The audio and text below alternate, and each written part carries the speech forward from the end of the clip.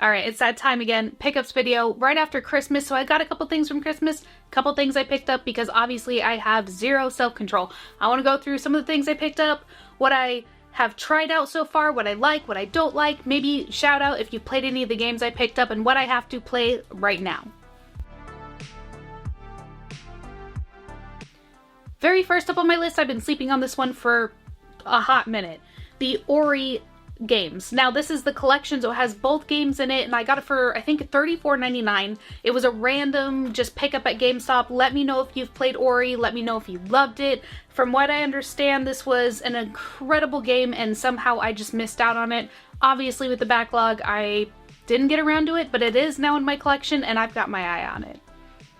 Alright, next up on my list, this one's from across the pond, Japan. Super Mario lights. These, I don't know if they're specifically made for Christmas. I did get them for Christmas. I like them. I think they're cool. I think I just want to put them up in the game room as decor. I mean, who says that these have to be Christmas lights, right? Next up on my list, and I'm not even going to try to say it, but maybe the camera will focus in, but it's a rhythm drumming game that I think was popular in Japan. It's a rhythm game, and that's not the pickup. I already had this in my collection. But what was not in my collection, which makes this game, I would assume, like a hell of a lot more fun, is the drum controller. I wanted these for a hot minute. I've never really committed to it, but it was another Christmas gift, and I'm really excited to have it because I'm a big fan of rhythm games, and I think it will be a lot more fun with the drum. Alright, next up on my list, this was actually a stocking stuffer, and if you watch my videos, you may know I actually already own this game, Chip 'n Dale Rescue Adventures. Don't know what I'm going to do with my second copy, but it was in my stocking and it was a very thoughtful gift because it was a game that I wanted to add to my collection, so I'll have to figure out what I want to do with that. Not an overly expensive game, but nice to have a duplicate just in case something comes up in the future. Believe it or not, I actually had luck at some thrift stores. And by thrift stores, I mean just one. So I found Gran Turismo 5 Prologue, which that's not the one I was really excited to find. What I did find, however, is Sonic Generations. I remember being really interested in this game because it looks like you're playing from back and forth from new Sonic to old Sonic styled levels. It looks like a really unique Sonic experience, and I feel like I don't hear people talk about it a lot. The catch is here is that this is also a duplicate. I ordered mine off eBay a while ago thinking I was going to get to it, and I hadn't. And the reason I picked this up is because, one, $3 was a steal. I picked this one up because I just didn't want to leave it behind. And two, if I end up loving it, I'd love to be able to share this with somebody, or at least maybe gift it to somebody at a feature game convention. So I went ahead and picked it up. A quick little thrift store pickup. There's a thrift store on the way home, and I have spending issues, obviously. So a Warhammer 40,000 Squad Commander for the PSP. I have a tendency to try to pick up PSP games when I see them because I feel like I just don't see them all that often unless they're like the movies, which I don't want to really pick up. And for $6, I've never played a Warhammer game and I've been mildly interested in it, and I'm trying to get a little bit more into playing with my PSP again, so that's why I picked it up. And then Until Dawn, if you watch my channel, you know I've already reviewed the game and played it, and so far it's been my favorite like choice-based game, although that's up for argument now that I've played Detroit Become Human. However, I didn't own a physical copy of it. I think I played it through some like free digital thing, and so I was really glad to find this for $10 and add it to my collection.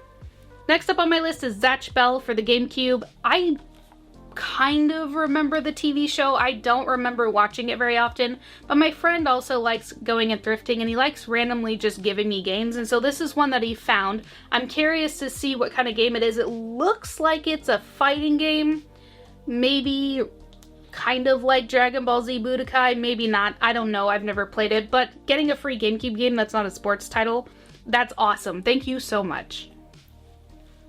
So this is one of those moments where I get to admit that I completely missed the ball, or I'm stupid, or both, you choose, but Need for Speed Most Wanted is my favorite racing game of all time. It's on my top 10, which I need to revisit. However, Need for Speed Carbon, I've seen this game. I've seen it randomly around. Little did my dumbass know that it was a sequel to my favorite racing game, and I am like literally today years old when I found out. So when I was watching a video and it said that, my jaw dropped and I immediately ordered it.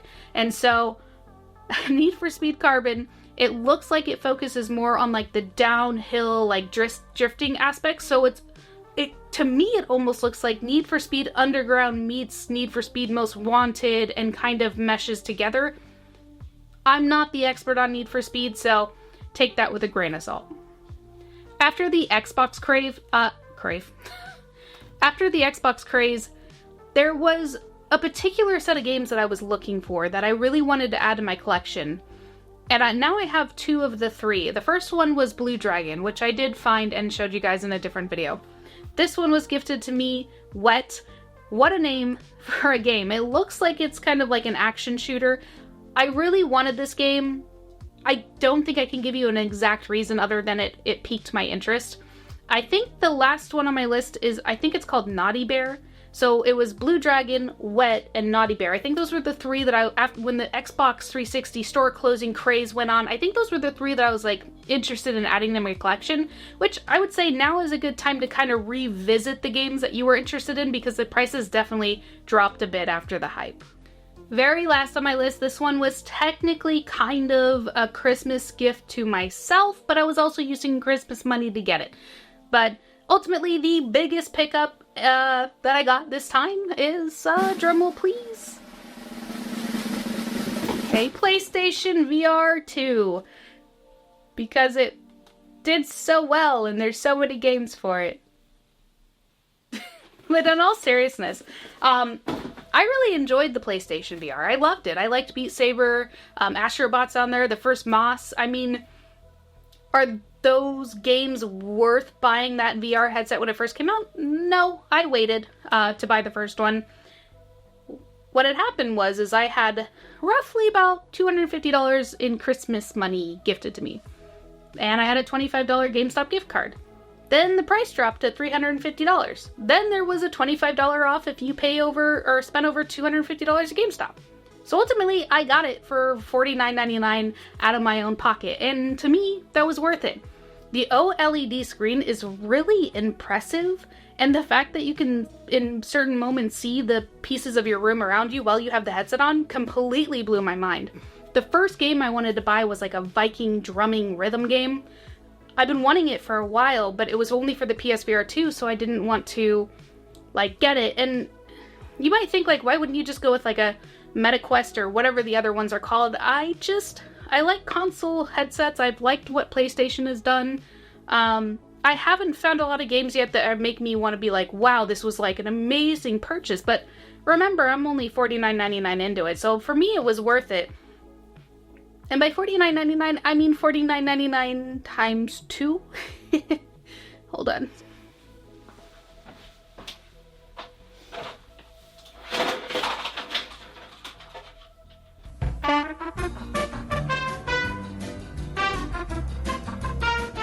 Okay. So I also bought the charging station, which is another $49.99. So to be transparent, I'm actually like $100 in now. When you first get the PlayStation VR 2, you only get one cable to charge one controller at a time, and when I got the box, the controllers were basically dead. So I don't know if it's just been like sitting around for a while. Funny enough, when I went to go find one once it dropped in price at GameStop, I was calling around trying to figure out who had it, and I finally found one, and I said, okay, how long can you hold it for me? And he said, haha, nobody's gonna come get it. You're fine. And so obviously they're not selling very well. I do have a soft spot for VR. I am in a unique situation where I have stereo blindness, so I can't really see 3D like other people can.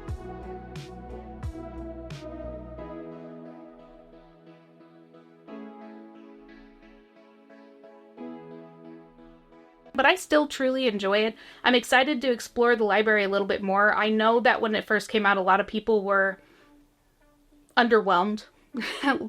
But what's really cool about the PlayStation VR 2 is it comes with a converter for the computer. So I haven't explored that aspect of the library yet. I don't know if that means there's a lot more games open to playing. I don't know if that's through Steam, so that might be something for a later video. Or if you guys know, please let me know in the comments down below if you bought a PSVR 2, if you're thinking about buying a PSVR 2, and if you know anything about it hooking up to a computer. So that's it for my pickups, my first pickups video of 2025. Most of these came to me in 2024 at the tail end. I'm excited always to add some more stuff to my collection. Obviously, the never-ending backlog is usually getting games faster than I can play them. But, I mean, that's the joy of game collecting, right? Finding games that you want to add to your collection. Finding things that are weird and odd. And then around Christmas time, people buying you the things that you just don't want to buy yourself, for one reason or another, whether it be finances or otherwise. But thank you guys so much for watching. Let me know in the comments down below, did you get anything really cool for Christmas? Did you like anything that I picked up? Do you think buying the PlayStation VR 2 was a stupid move? I'm grateful for you guys.